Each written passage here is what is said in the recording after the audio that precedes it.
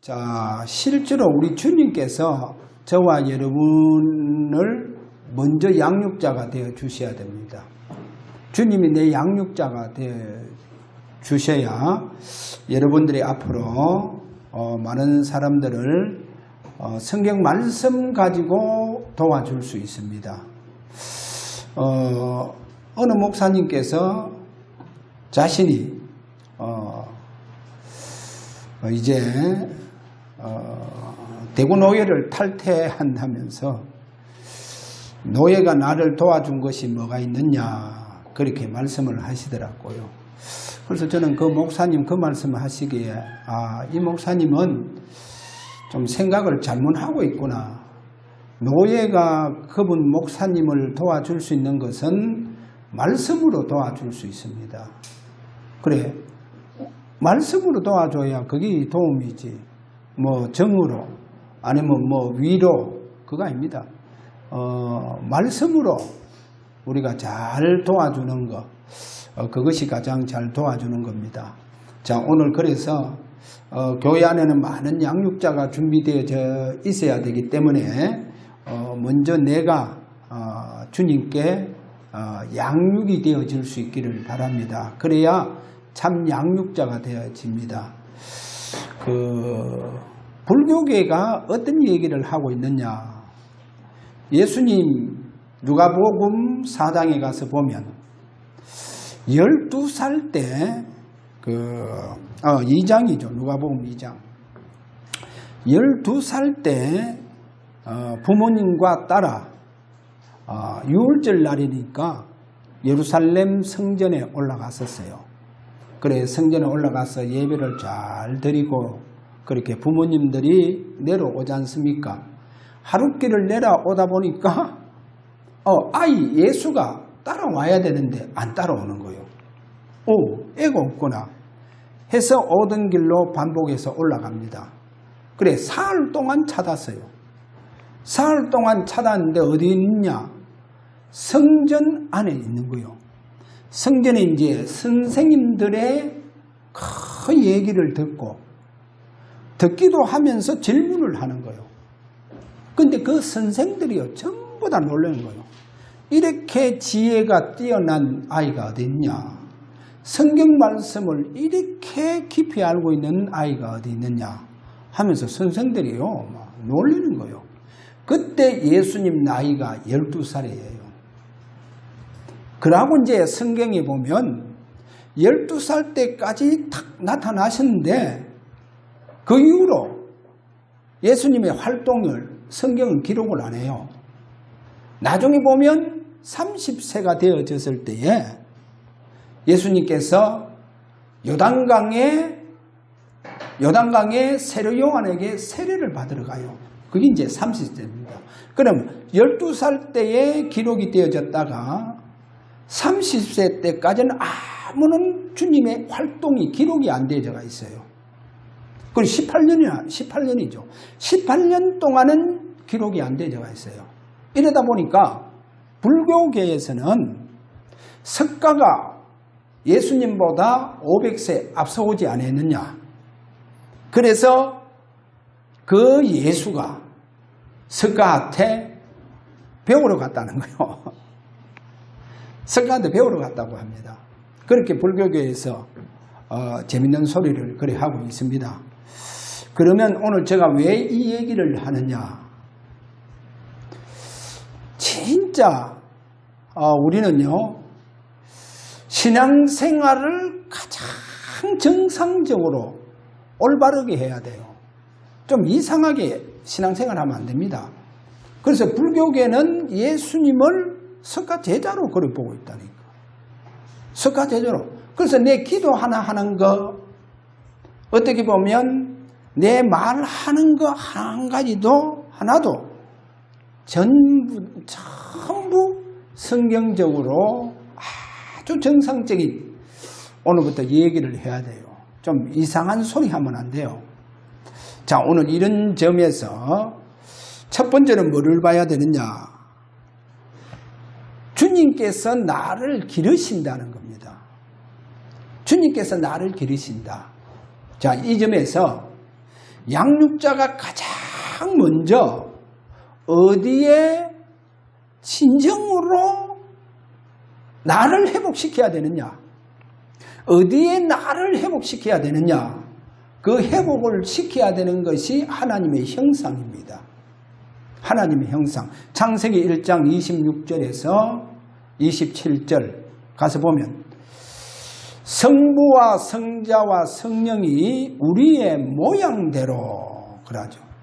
사람을 만들자고 그러지 않습니까? 그리고 우리의 형상대로 사람을 만들자죠. 그래서 하나님의 형상대로 우리는 만들어졌다는 거 아셔야 됩니다. 그래서 지구상에 유일하게 우리 인간만이 하나님의 형상으로 창조되어졌다는 거죠. 그럼 여기에서 하나님의 형상대로 창조되어졌다 이 말이 뭐냐? 하나님의 자녀다 그 말입니다. 하나님의 자녀. 그럼 여기에 자녀라고 하면 자녀는 부모님이 책임을 다 져요. 부모님이 다 책임짓는데 하나님의 형상이 회복된 자는 하나님을 그야말로 부모님처럼 그렇게 바라보면서 신앙생활을 합니다. 그래 신앙생활해요. 그래서 제가 한 예를 들겠어요. 어릴 적부터 하나님의 형상이 회복된 자들 보세요. 얼마나 귀하게 하나님 앞에 쓰임받는지. 하나님의 형상이 어릴 적부터 회복됐다니까요. 자, 그 중에 요셉 보세요. 요셉이 어릴 적부터 하나님의 형상을 하나님께서 회복시켰어요. 누가 회복시켰냐? 하나님이 회복시켰어요. 요셉의 어머니가 라헬입니다. 라헬인데 일찍 돌아가셨다니까요. 라헬이 일찍 죽었어요. 그래, 요셉은 어릴 때부터 의지할 데가 없었어요. 어릴 때부터 요셉은 외로웠다니까요. 그럼에도 불구하고 요셉은 외롭지도 않았어요. 왜? 하나님의 은혜가 형들이 다 있는데도 하나님의 은혜는 요셉에게 넘쳐붙는 거예요. 이러다 보니까 하나님의 은혜가 요셉에게 넘치니까 요셉은 형들이 회복할 수 없는 하나님의 형상을 회복해 붙다니까요. 하나님 형상. 그래, 하나님의 형상이 회복하니까 하나님께서 요셉에게 찾아오시는 거예요. 하나님 형상이 회복되어지니까. 하나님께서 하나님의 형상이 회복된 요셉에게 함께 하시는 거예요. 그 늘 함께 하신다니까요. 보세요. 하나님 형상 회복하니까. 그래서 어디로 가든지 아무런 문제가 안 돼요. 왜 문제가 안 되느냐? 하나님이 함께 하시니까. 자, 여기서 우리가 꼭 잡아야 됩니다. 하나님의 형상이 회복되면 하나님께서 그 하나님의 자녀에게 찾아오세요. 할렐루야. 분명히요, 하나님이요, 그 사람에게만 함께 해주십니다. 함께하는 축복이 넘쳐보여. 그게 요셉이라니까요. 그 다음에 사무엘 보세요. 여러분, 사무엘이요, 어릴 적 뱃속에서부터 하나님 형상이 회복되는 거예요. 하나님의 형상이 어머니 뱃속에서 회복되어져서 나온 아이가 누구냐? 사무엘. 이러다 보니까 사무엘 그 시대는요, 하나님의 모든 귀한 말씀이 다 사무엘에게 다 돌아가 보세요. 이상과, 그죠? 이와 같은 하나님의 은혜가 하나님의 형상이 회복된 그 사무엘에게 넘쳐붙다니까요. 하나님의 은혜가 하나님의 형상 회복한 사무엘에게 넘쳐붙는 거예요. 할렐루야.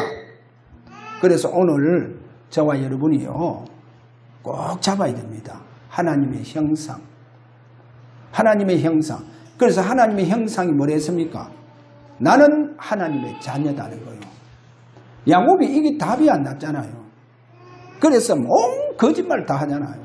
부모 속이고 형 속이고 해서 위기가 와서 삼촌 집 라반으로 도망간다니까요. 도망가는데 베델에서 그날 밤에 유숙하는데 하나님께서 꿈속에 그에게 나타나는 거예요. 나타나서 하는 말이 뭡니까? 네 조부 아브라함의 하나님, 네 조부 아브라함의 하나님, 이삭의 하나님 여호와다는 거예요. 그래, 하나님 누구단 말입니까? 자기 가문에 바로 하나님 되시는 분이시다는 거예요. 그래서 요구 조건을 겁니다.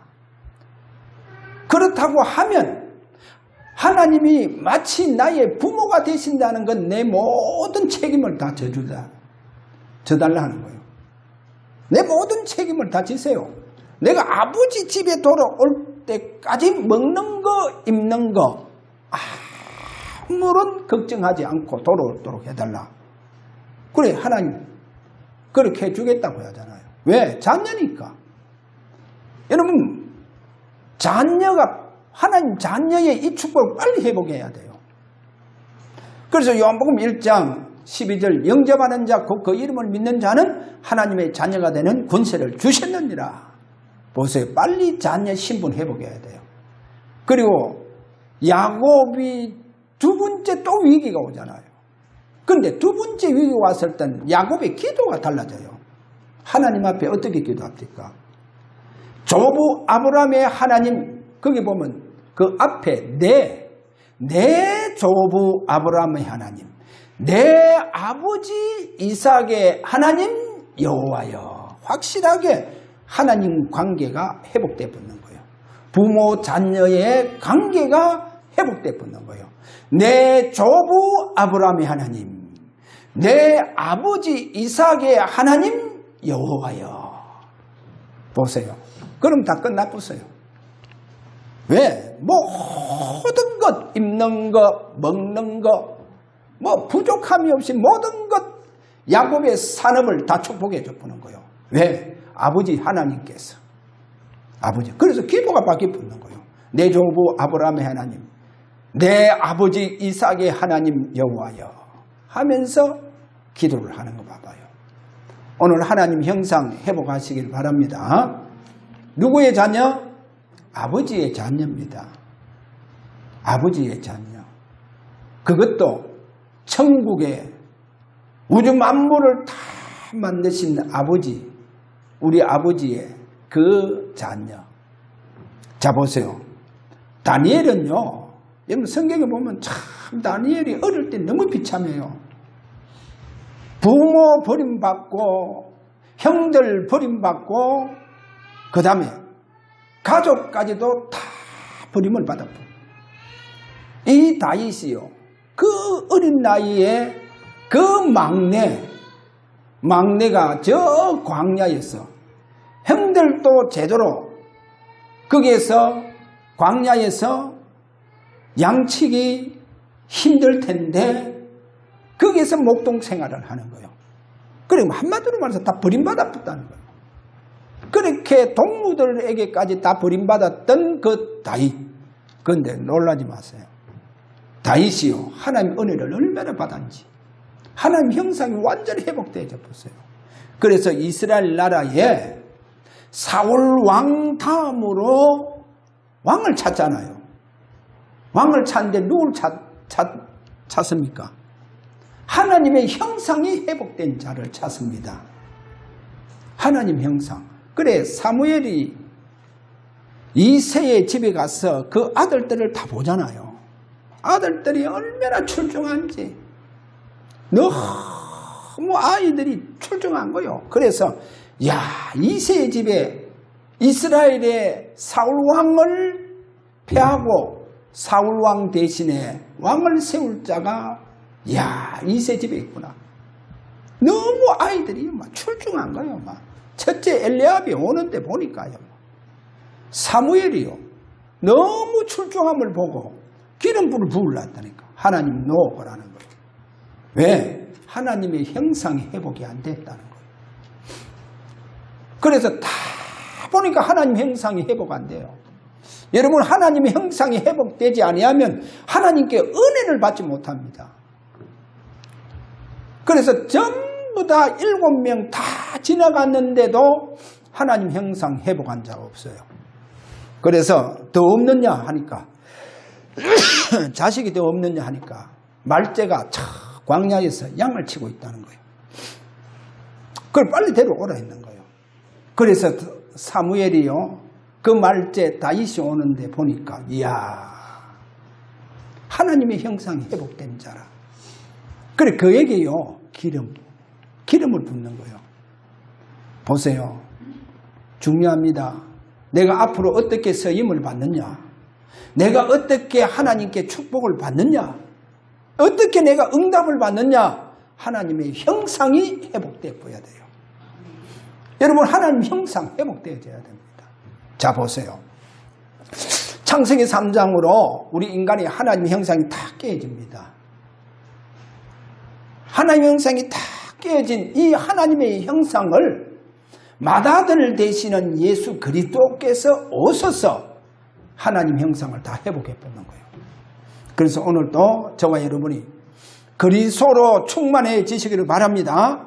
그분께서 우리의 하나님의 형상을 다 회복시켰다. 자, 이것을 보면서 그러면 하나님의 형상이 회복되면 예배가 달라져요. 그 두 번째가, 그래서 양육자의 예배. 여러분, 하나님의 형상 회복되어지면 예배가 달라진다니까요. 예배가요 옛날하고 달라요. 예배가 다르다니까요. 하나님의 형상 회복돼 보면.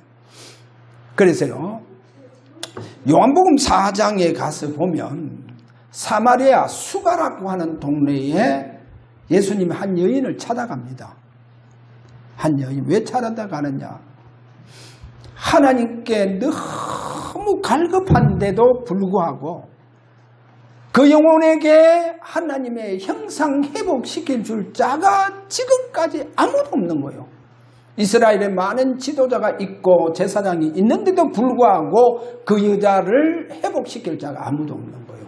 그거를 아시고 주님께서 가서 그 여인에게 뭐 다른 말 없습니다. 거기에 보면 여러 가지 많은 말들이 있겠지만 거기서 가장 중요한 것은 요한복음 4장 24절 하나님은 영이시니 예배하는 자가 영과 진리로 예배할지니라, 이 말씀을 하는 거예요. 여기서요 그 여인은 알아들었는 거예요. 내게 영생의 생수를 줄 자는 바로 메시아 되신 그리스도, 바로 당신입니다. 여기서 우리는 한 가지 알아야 됩니다. 자, 예수님은 하나님과 동등한 예배의 대상자다. 예배의 대상자입니다. 지구상에 오직 한 분입니다. 그분만이 우리의 하나님의 형상을 시켜줄 자입니다. 그분이 누구냐? 바로 하나님과 유일하게 동등한 예배의 대상자다. 바로 그분이 마태복음에 가서 보면 이런 말씀하죠. 마태복음 12장 8절 내가 안식일의 주인이다. 안식일의 주인이다. 그래서 그 여인을요 완전히 회복시킵니다. 하나님의 형상을 완전히 회복시켜줘요. 그러니까 이 여인이 얼마나 기쁘게 내가 메시아 그리스도 만났다 해서 막 동네에 들어가서 막 자기가 메시아 만난 것을 가서 증거하는 거 보세요. 자, 오늘 하나님의 형상 회복되어지기를 바랍니다. 그러면 예배가 달라진다. 진짜 하나님의 형상이 회복된 자들이 드리는 그 예배에 하나님은요 그 예배를 받으시고 이면계약을 체결해 줍니다. 이면계약을 체결해 줘요. 왜? 하나님의 형상 회복된 사람은요 회복 안 된 사람하고 다르다는 거예요. 달라요. 그래서 이면계약을 줍니다. 이면계약. 저와 여러분이 이면계약 받는 축복이 일어나기를 바랍니다. 거기에 이면계약의 내용과 기도와 이면계약 체결, 이 부분은 제가 늘 말씀하는 거니까 잘 잡으시고 그렇게 성경대로 그 내용을 잡으시고 기도하시고 그래서 이면계약 체결이 되어지는 축복이 일어나기를 바랍니다. 자, 마지막 세 번째로, 그러면 하나님의 형상이 회복되어지면 기도도 달라져요. 기도 달라집니다. 그래서 양육자의 기도라고 했습니다. 자, 기도가요, 오늘 성경적인 올바른 기도가 하게 되어집니다. 성경적인 올바른 기도. 자, 이 말이 뭐냐? 성경적인 올바른 기도는 영적 문제가 해결되어야 돼요. 그리고 나를 정복할 수 없습니다. 그런데 성경적인 진짜 기도는, 하나님의 형상이 회복된 자의 성경적인 기도는 영적 문제만 해결되어질 뿐만 아니라 나를 정복해 봅니다. 예, 자신을 정복해요. 오늘 자신을 정복하는 축복이 일어나기를 바랍니다. 이 축복이 일어나기를 바랍니다. 자, 그러면 거기에 불교의 기도를 제가 좀 설명을 해드릴게요. 물론 모든 종교는 다 기도합니다. 지구상의 모든 종교는 다 기도를 해요. 다 기도를 합니다. 그런데 불교의 기도는, 한마디로 말해서 모든 종교의 기도는 불건전한 신비적인 기도입니다. 불건전한 신비적인 기도예요. 그 말이 뭐냐? 특별히 불교에서는 뭐합니까? 명상운동을 하죠. 명상운동. 그래서요, 그들은 고요한 새벽에 주로 명상을 깊이 들어갑니다. 여러분, 새벽이요, 얼마나 고요합니까? 그런 고요한 새벽 시간에 그들이요, 명상을 깊이 들어가요. 그게 대체적으로 불교의 모든 스님이 다 그렇게 합니다. 어떤 분은 2시에 일어나기도 하고 새벽 3시에 일어나기도 합니다. 그렇게 일어나서 그 고요한 시간, 그래, 그 고요한 시간 얼마나 평안하겠어요. 그렇게 고요한 평안한 시간에 이 사람들이 기도를 해요. 물론 거기에 이제 그분들은 복식 기도, 단전 기도를 주로 많이 기도에 활용을 합니다.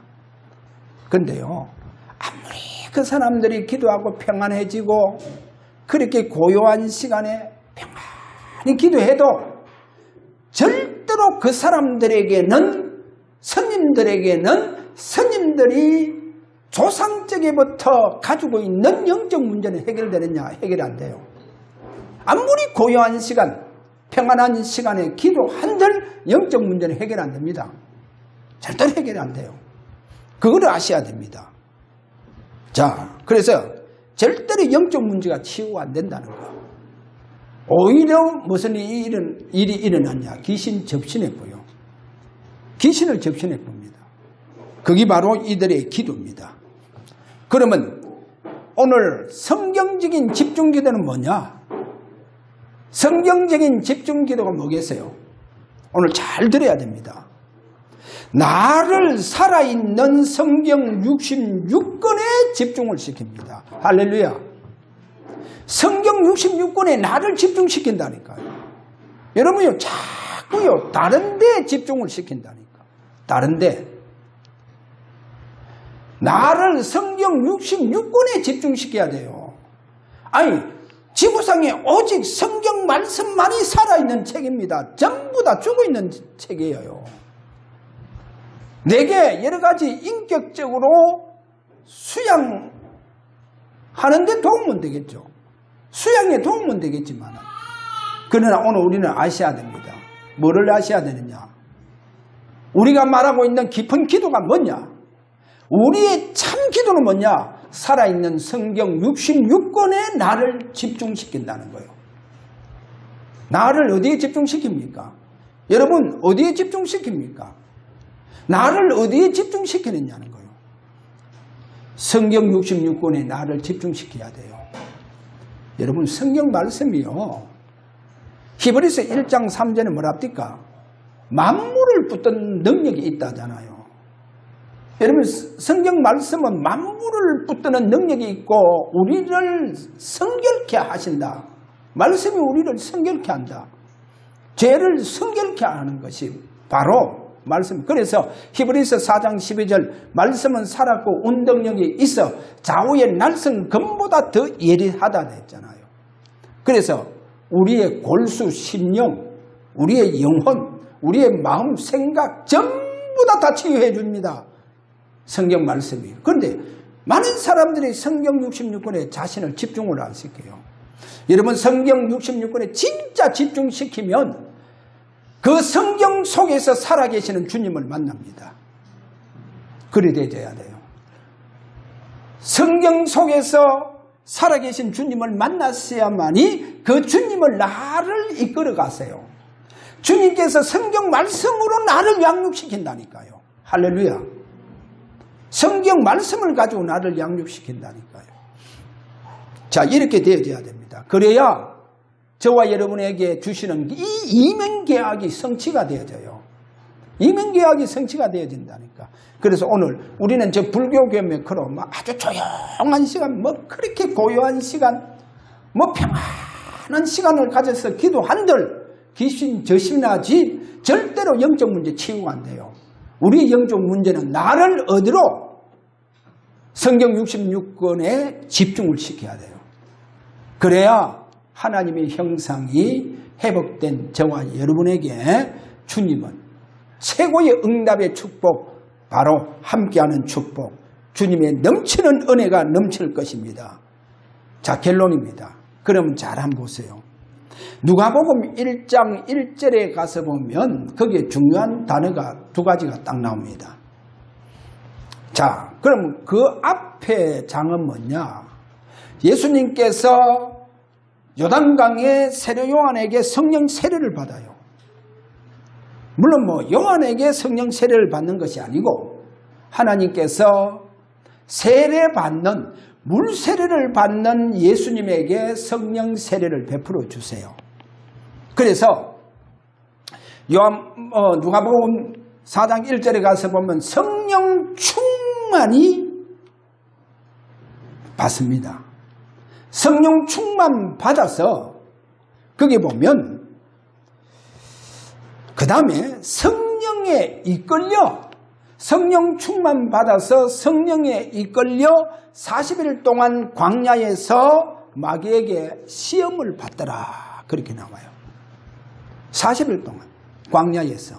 근데 아주 중요하죠. 세례 요한이 성령 충만 받아 성령에 이끌려 40일 동안 마귀에게 시험을 받더라. 그 다음에요, 어떤 장면이 나오냐?